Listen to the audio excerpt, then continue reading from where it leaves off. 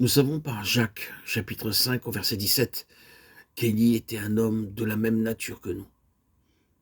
Nous n'avons donc pas à nous laisser influencer par cette idée fausse que nous avons là, quelqu'un qui était en lui-même au-dessus de nous, ou disposait de ressources que nous n'avons pas.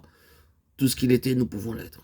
Car ce qu'il était, il était en raison du Dieu qui était avec lui. Ce que nous pouvons être, nous, c'est en vertu du même principe, Christ en nous, que nous le deviendrons.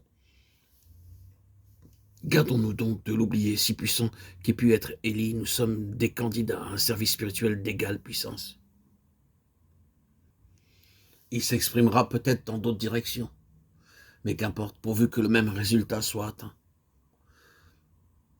Or, le résultat voulu de Dieu sera toujours atteint si nous remplissons les conditions fondamentales. Élie était absolument en dehors de tout ce qui n'était que simple tradition religieuse. Pour lui, il n'y avait pas de compromis possible entre le culte de Dieu et la religion officielle.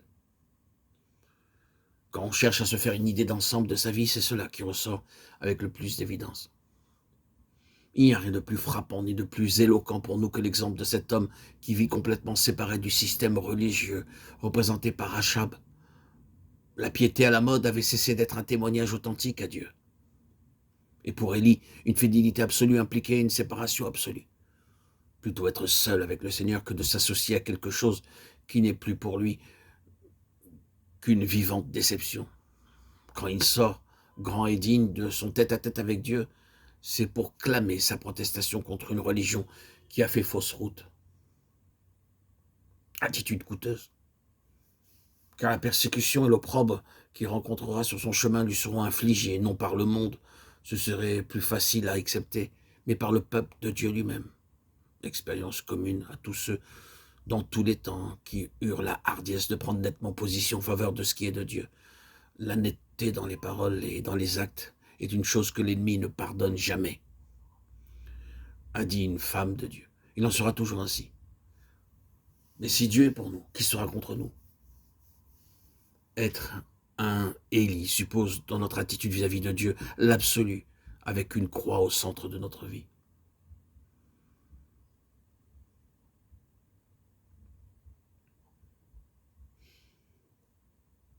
Quoique indépendant de la religion officielle, Élie fut un homme essentiellement dépendant. Toutes ses ressources ont été en Dieu, qui est resté seul juge des besoins de son serviteur. En ce qui concerne sa subsistance, il y a un fait très significatif, c'est que la Bible ne fait mention nulle part à propos d'Élie de ressources et de moyens naturels. Il dut avoir cela, va de soi, une vie physique normale comme vous et moi. Mais le Saint-Esprit omet soigneusement toute allusion à cette vie-là pour ne nous parler que des ressources qu'il obtient d'une intervention spéciale de Dieu. Les corbeaux au torrent de Kérit, l'huile et la farine chez la veuve de Sarepta, les provisions préparées à 2 reprises par l'ange au cours de la fuite à Horeb. Même son énergie physique est soutenue de façon surnaturelle. Un jour, la main de l'Éternel fut sur Élie, disons-nous, et il devança le char d'Achab. Une autre fois, les forces que Dieu lui donne sont telles qu'il peut marcher 40 jours et 40 nuits. Il n'est pas jusqu'à sa protection qu'il ne soit assuré par Dieu lui-même.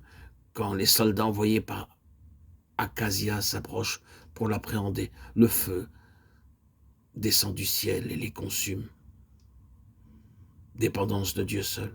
Au point de vue naturel et humain, aucun appui, aucune ressource. Des besoins surgissent, la puissance et la vie d'en haut se manifestent, et tout est bien. Quel modèle! Quelle vivante préfiguration du Seigneur Jésus, qui dira plus tard, lui, le Fils de Dieu, « Je ne puis rien faire de moi-même, je vis par le Père. »